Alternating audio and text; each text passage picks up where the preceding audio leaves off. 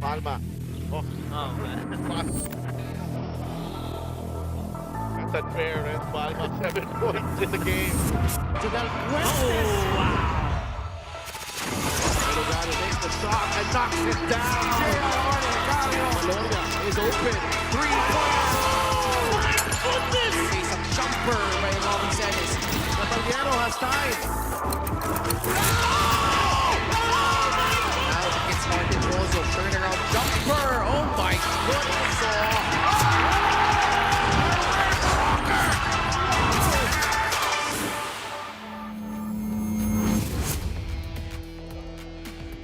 Welcome back to our coverage of the Maharlika Pilipinas Basketball League Season 7. And we are at the Nueva Ecija Coliseum from Palayan City. And it's the second game of our Saturday triple header. Rizal Central Mall Golden Coolers with Philip Manalang among their new players. Actually, Philip is their only acquisition during the window. He was brought in via trade with Ilagan Isabela, Coco Pingoy going the other way. Philip had a really good start to his career with Rizal, and he has been counted upon to lead the Golden Coolers as they take on Rocky Asidre and the rest of Tropang Pasig. Tropang Pasig on a 4-game losing streak at the moment. They want to arrest that and get back on track in the North Division. Yan po ang laban natin. Rizal trying to get out of that log jam in the tight South Division, taking on Pasig with a 7-10 record, out trying to avoid a free fall in the North Division. Magandang gabi mga kaliga sa Delf Tupas, kasama ang Filipino-Chinese 40-up most valuable player, Wow. Christian Luanzon. I didn't see that coming.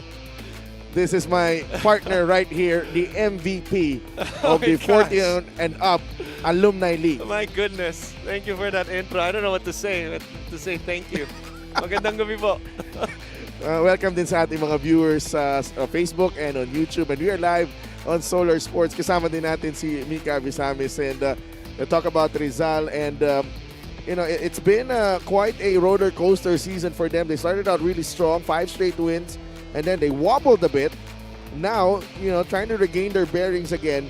Pero ngayon, wala na silang masyadong room for error because nakakahabol na unti-unti itong mga ibang kalaban nila sa South. Right, and you know, 3/4 into the season, which means that's about 7 to 8 games. 30 teams, each team plays one at a time, and then 20, has a total of 29 games. So to your point, that's what you don't want sa iyong kupunan because alam natin yung potential nitong team na to. That's why they made that trade. And Philip Mananang certainly made an impact dun sa kanyang debut off the bench. Silang dalawa ni Samboy De Leon, which we'll get into later. But if you're Rizal, if you're Coach Ralph and the whole squad, he's looking for consistency sa kanilang koponan, and no better way to start that consistency after the last win to end with another win tonight against this squad, itong Pasig, who's facing their challenges of their own. Well, Zamboanga was a big fish, kumbaga, na nakuha ng Rizal dito. They've actually registered wins against some of the best teams in the South, Batangas, and then itong Zamboanga, 15 points sa Samboy De Leon. He stepped up big time. No?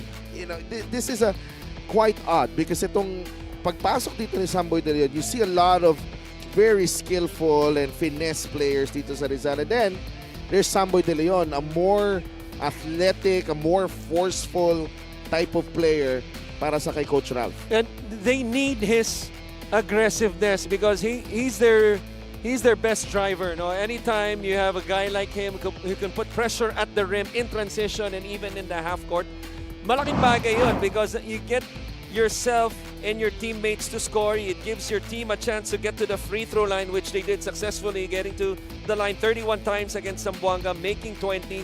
You know, we talked about Philip Manalang and De Leon off the bench. They were outstanding. 28, 15, and 9. 11 of 14 from the free throw line and was plus 44.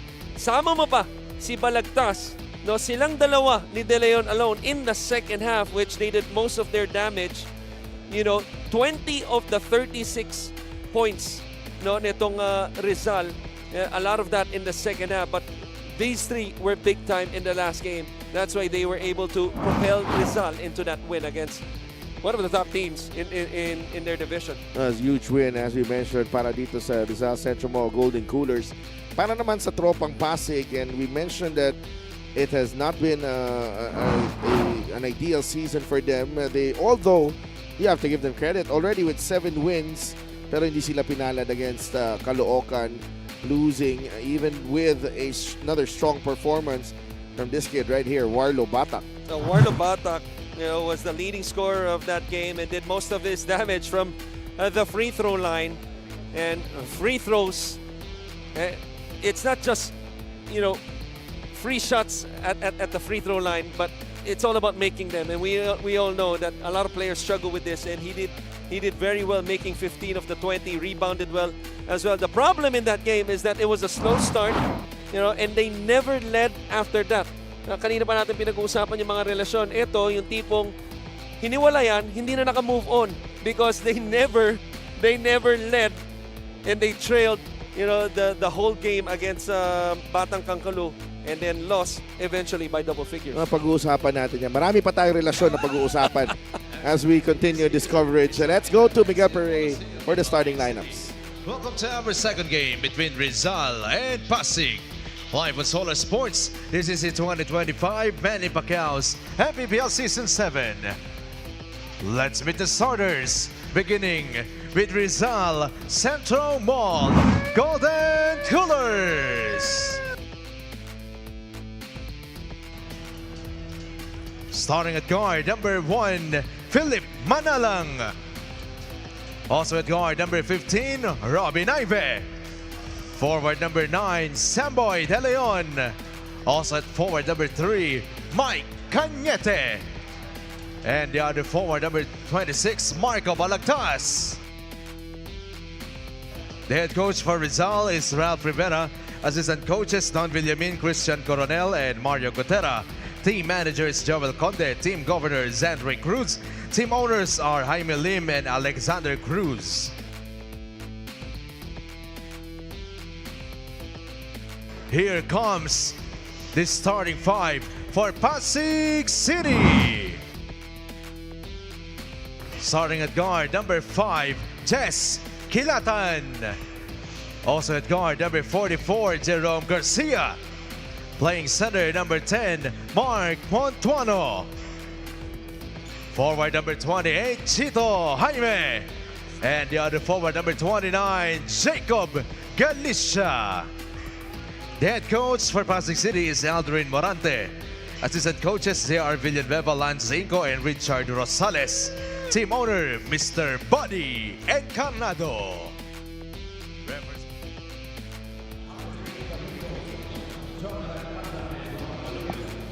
Starting 5 is brought to you by 1xBet, title sponsor of the MPBL. Your choice, your victory. Feel more game with 1xBet. Philip Manalang, Robin Naive, Samboy De Leon, Mike Cañete, and Marco Balagtas para sa Rizal. Pasig naman has Jess Kilatan, Jay Gars, Jerome Garcia, Mark Montuano, Chito Jaime, and Jacob Galicia. Our officials will be led by Aldrich Damicog from Davao.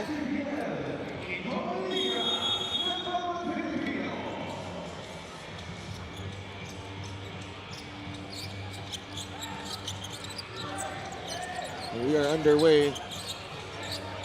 And Pasig opens up with a zone. It looks like a matchup zone. But, ito Rizal really flipping their starting lineup here. Camson, Alday, and Caballero on the bench. They're going to come off the bench. And napag-usapan natin, the excellence of Samboy De Leon, yung trio na to, na Marco Balagtas at si Manalang. Particularly si Manalang at si De Leon, who came off the bench in their last game. Chito Jaime forcing that one. Philip Manalang has it. Manalang getting a running start. De Leon really gives them a lot of athleticism and the aggressiveness. It really gives them a different dimension. Ito si Samboy De Leon. It's taken him a while to get into the groove of things dito sa Rizal. And ang laking bagay rin kasi, yung start nitong Rizal. I remember, one of the assistant coaches, a good friend of mine, Coach Don Villamin, they were really raving about tulad ni Samboy De Leon, si John Apacible. No, yung kanyang mga preseason games na ang ganda na ng lalaro. But I think the last game before the season started, he injured his nose. So same thing with De Leon, who missed some time to start the season. Pero nung pagbalik, yun nga, medyo it took a while for him to really find his conditioning and eventually his fit for the team. Pero kakailanganin nila itong si Samboy De Leon na pag-usapan natin yung kanyang importansya at what he brings to the table, especially on the offensive end para sa Rizal. Parang, I can see Rizal as one of the deeper teams in the South now. They are deep. Yeah. Naive, layup is good para kay Robin Naive. And this is one guy you really, you can also say na magandang pick-up para sa kanila for this season, itong si Robin Naive. If you look at the teams, as you see that beautiful backdoor play, Garcia being the recipient of it. If you look at the teams, even the past few seasons, yes, they have their go-to, they have their star players. But one formula that has been common is that yung lalim ng koponan nila. No? To the point that even your third stringers, pag pinasok mo yung 11th and 12th man, they're expected to have an impact sa laro. Whether it's 2 minutes, 3 minutes. And I think Rizal is in that category and that's what they're trying to do. No? Mag-translate lang ito sa tuloy-tuloy na panalo. Assist of the game is brought to you by 1xBet, title sponsor of the MPBL. Your choice, your victory. Feel more game with 1xBet. Marco Balagtas, a champion in the MPBL with Davao. And Naive has that yung parang dependability, reliability. Importante yan. Yung parang I can trust him in crunch time. Importante yon, especially with him. He's really a two-way player. No? You can depend on him defensively, to get the top scorer on the other team. In this case, he's getting si Jerome Garcia. Alam naman natin, itong si Jay Gars might have lost a step, but still capable of having a big night. And then on the offensive end, talk about Naives. Montuano tries for the second time a defensive rebound. His decision making on the floor, because anytime part ka ng isang koponan na maraming bala, offensively, maraming talent, trying to fit in and being willing to sacrifice not only minutes but even shots at times. So yung decision making mo on the floor is gonna be important, and your fit with other players like Samboy De Leon, importante rin. Naive launches the three. That won't go. Samboy and Kilatan battling for that rebound. It's a whistle going against Samboy De Leon. Aleric Namikog is our crew chief. Jonathan Kanda and Ron Baluyot and Ariel Arce. Ang kasama niya, Arce is the substitute referee. The foul on Philip Manalang. Applying pressure from the backcourt. And it was not a full court press, but usually you would instruct your players to pick up half court put pressure. Pero ito, si Manalang, pine-pressure na, 3/4 pa lang ng court. Early signs of the trade that happened. Manalang for Coco Pingoy. Mukhang positive para sa parehong kupunan. Tingin ko. Manalang had a really solid debut, 13 points, 6 rebounds, and 6 assists. Para naman kay Coco Pingoy, 15 points yesterday. 5 of 6 shooting from beyond the arc. Magkaiba kasing laro nila Philip Manalang, he plays with pace. He plays to really create for his teammates. And si Coco Pingoy naman, he's always known as a scorer. He also knows how to set up other people. Pero yung fit niya sa ilagan, mas fit din. Alam na natin si Coach Louie, mas matakbo sa sets, mas madisiplina. They run on opportunities. Unlike Rizal, you would see them at times, trying to push the tempo because they have the speed, they have the talents, like Samboy De Leon, even Analday with those transition threes. So I thought it was a good trade for both teams. And right now, Manalang has gotten the starting job for this ball game. Cañete, a three. The top, Alday gets it. Cañete gets it back.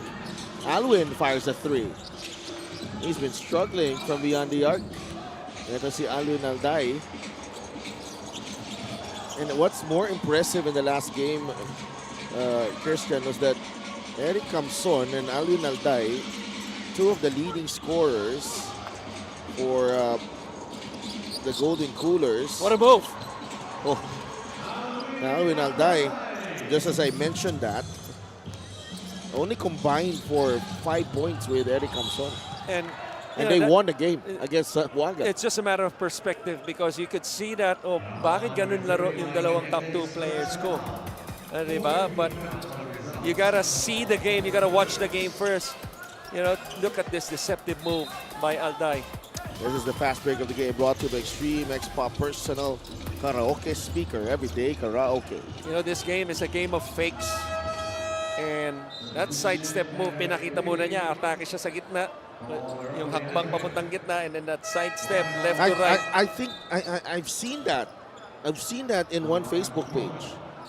I've seen that. I've seen a lot of it. The Filipino-Chinese Athletic Association Facebook page. I see a number 24. Really tall guy, nice handles, you know.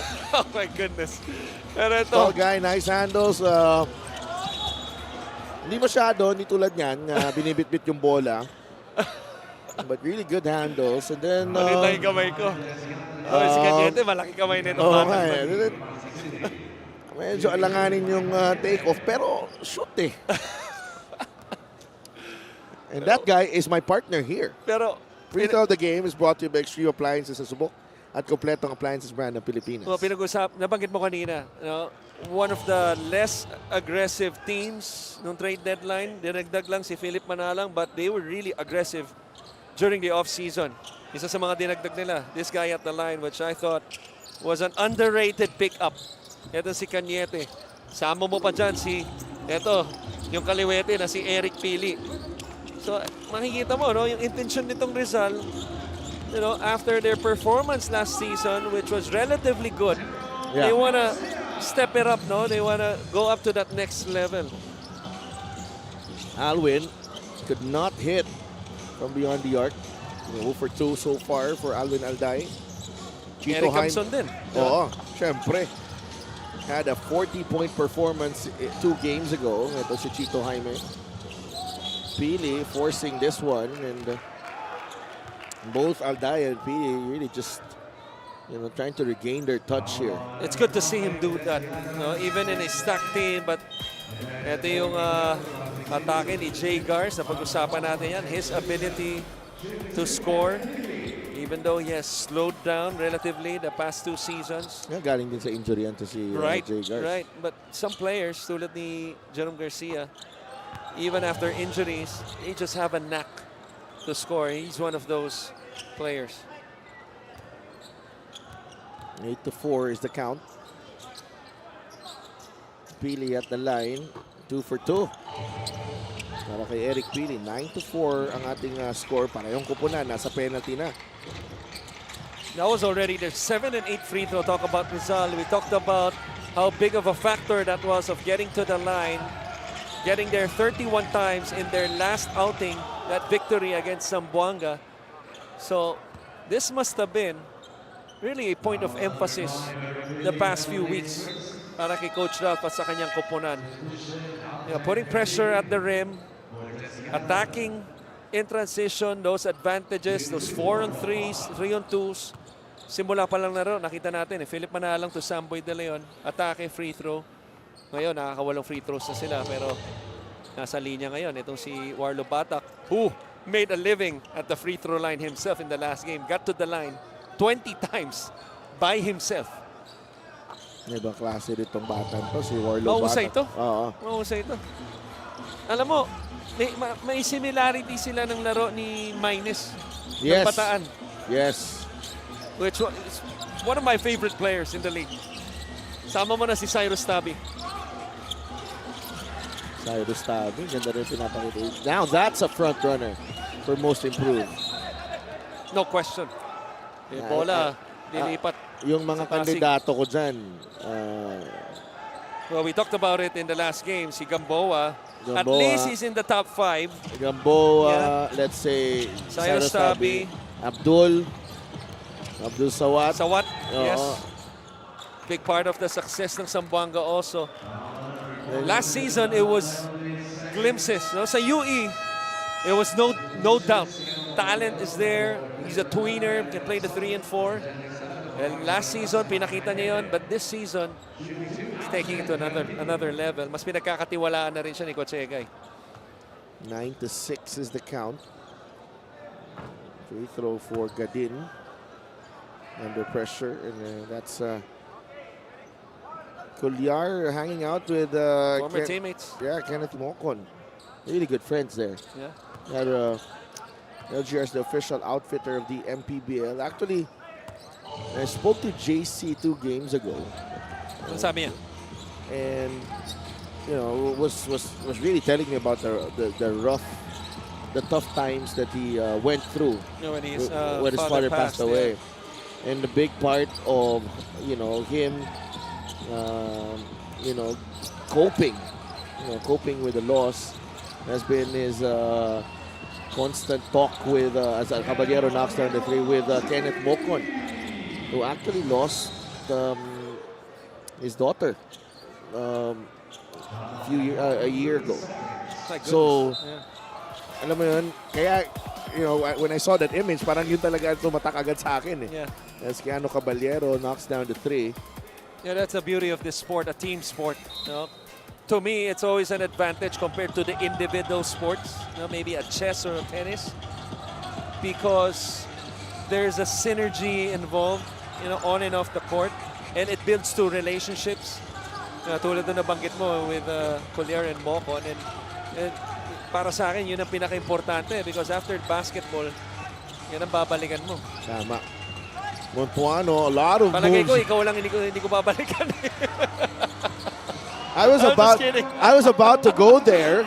Okay, I was about to go to our synergy. Naghahanap ka pa ng kakampi. Simisilip ka na naman kay Mika. Tinitingnan ko kasi baka may reaction eh. Sabi ko baka may synergy to. Buti na lang, mahal ko si Riley. As you see, Kamson. With a stick back right there for his first 2. Mahal ko din naman si Penny. 14-9 comes on. 3.5 minutes remaining here in the first period. This Pasig team, they were late to the season na nakasimula maglaro, but they are tough. They are tough with an experienced coach in Alvin Morante, at the helm. And that's all you can ask for. I don't know what their expectations are at this point. But one thing's for sure, any coach, anytime you suit up for him, ang ina-expect nila ay lumabang ka ng tama. And so far, Pasig, that's been evident tulad niya for the most of their games this season. Batak gets a running start. Warlow, the off-balance shot is in. He's got 6 points. Warlow Batak. 14-13, 2.5 minutes remaining. What a tough finish that was. Nakakuha ng buwelo, even with contact, able to finish up in the air. Kamson, travel.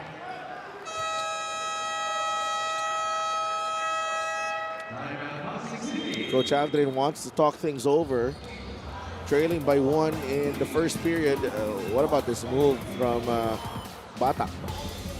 Saw the lane. And tulad yung sabi mo, pag nakakuha ng buwelo, an athletic player like him, almost impossible to stop. We'll be right back after this timeout.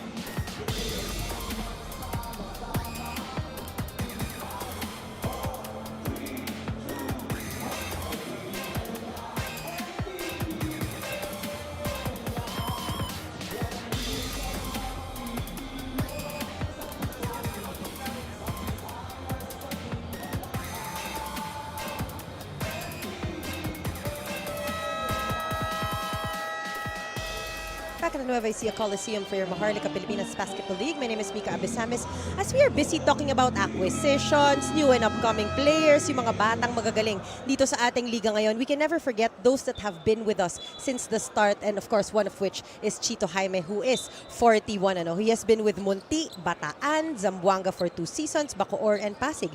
Sabi niya, yung iba kasi makikita mo may loyalty ang players and coaches. Ako walang ganun. Loyal ako sa liga. Loyal ako sa game. For a guy who has been with several teams in a span of less than 10 years, you have to be smart, I guess, to jump from one system to the other. Sabi niya, attitude ang dahilan kung bakit nandito pa rin ako. Simple ka lang dapat at walang kaaway. At syempre, konting shooting pa rin sa labas.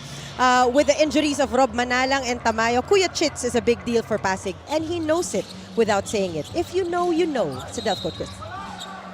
Thank you so much, Mika. And I gotta take on that, pero oh, yeah, go ahead. But you know, Chito Jaime he's been a fixture in this league since season 1 with Muntinlupa. Right.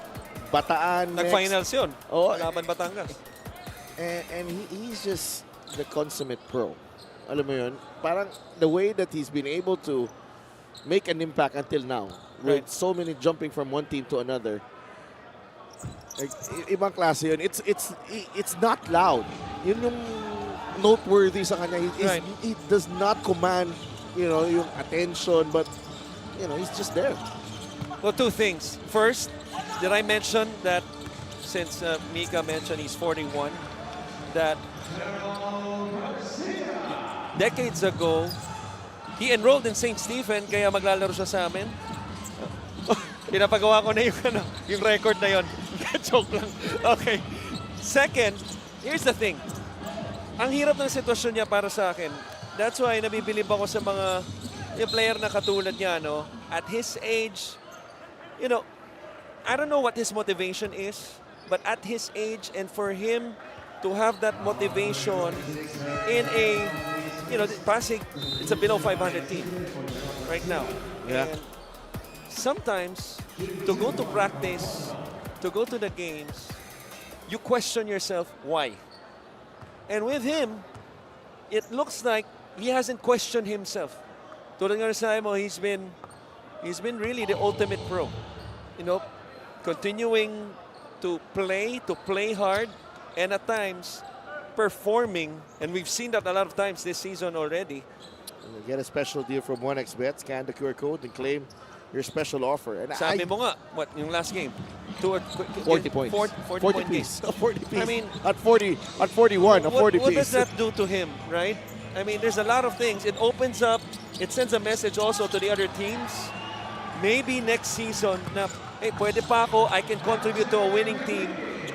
Just like that finish in transition by Gadin. But whatever his motivation is, he's certainly in the right frame of mind, certainly a model na gusto mong tularan para sa mga papunta na ron. Those heading towards, 37, 38 ngayon, a model na pwede nilang kopyahin. Fast break of the game is brought to you by Extreme X. Play on the go speaker. Take your music anywhere. And there's a lot of that here. You've Sa been MPBL. dito sa MPBL. And lagi natin pinag-uusapan as Galicia with a beautiful turnaround shot. Lagi natin pinag-uusapan, the last 2 seasons, naging evident din, pabata ang ating liga, bumibilis ang laro. And that means, sort of like yung middle class, so to speak, yung mga nasa 34 pataas, na nasa, yung mga kategorya ni Marky, unti-unti nang nawawala yan eh. Yeah. Diba? So, those remaining, How do you hold your own? Yeah. How do you make yourself relevant to convince coaches/owners to sign you and to give you a contract? Yes, and Like this guy, Montuano. Wow. Pasig has turned things around here. They're up by 6. Camson will try a 3. Nice. Got that one to go. That's a big basket. That's a big basket. To trim the lead down to 1 possession, especially with Pasig having the first possession to start the second quarter. And Eric Camson, look of frustration there for him. But Rizal actually, was on the driver's seat for most of this first quarter. And then we saw Pasig come alive. Warlo Batak sparking that run that allowed Pasig to take control here at the end of one. 22-19 lamang ang tropang Pasig against Rizal.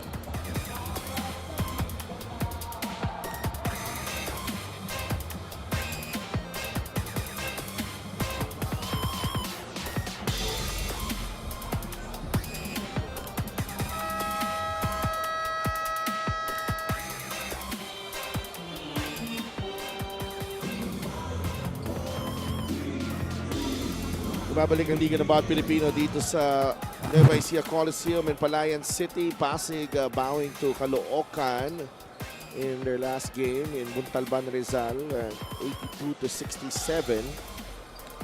Caloocan, they were in control all throughout. Nakita mo no, sa numbers na yun. It was only a 15-point lead, and I say only because despite of being minus 27 in terms of attempts, Caloocan had 81 attempts. That means 81 chances to score compared to only 54 by Pasig, and yet they were only down by 15 to finish the game. And a big part of that was the 22 offensive rebounds they allowed itong Caloocan. Gadin will be whistled for the offensive foul. So we called on against Rocky Asidre. Oh, Rocky Asidre. Yan ba number dati ni Kuya Asi? No? 88. Parang iniisip ko sino yung mga number 88. But clearly an offensive foul. Yeah. 22-19. Tolentino and Estacio are in the game for Rizal. Apasible also gets his chance. Did not get any minutes in the last game. 2-3 zone. Samson, the turnaround shot. That's a beauty. It's a simple play. They just put somebody in the corner. Pinaload nila itong si Estacio sa kabila. And then paglabas ng corner guy, quickly dumped it off the inside to Camson with a quick move. As Montuano with back-to-back baskets. The last one before. Mark Montuano always has that touch from the perimeter. Same play. They're going to look for Estacio. Apasible. This time it's Apasible. Unable to convert on that jumper. Gadin looks ahead. Batak. Uses the Galicia pick. Batak! Oh, wow. Ang ganda naman nun. Warlo Batak na pag nakabuelo siya. Yeah. Very difficult to stop. 8 points in the game. If you don't believe us, go back, rewind nyo, pakinggan nyo yung wow ng mga tao as he was making that move. Rocky Asidre, they're trying to set up here. They can go to Warlo Batak if they want to, but Rocky Asidre involved in this one. Gadin. 8 seconds on the shot clock. Montuano. They swing it over to Asidre, who launches. In and out on the three. Rebound ni Apasible. Quickly to Caballero. Tolentino. Umatake. Neo Tolentino finding the angle on that layup. One thing that we always say all throughout the season, tulad ng ginawa ni Tolentino, the hardest points are the easiest ones. You know, and it's an easy lane. Pasig City in a nice rhythm here in the second period. Now, this was the play that Caballero, pero ang hindi nyo nakita, the way Tolentino sprinted hard in front of us in the outside lane, and Galicia with a nice step back. May turnaround kanina yan, ha? Dito sa left block. Right block naman, step back.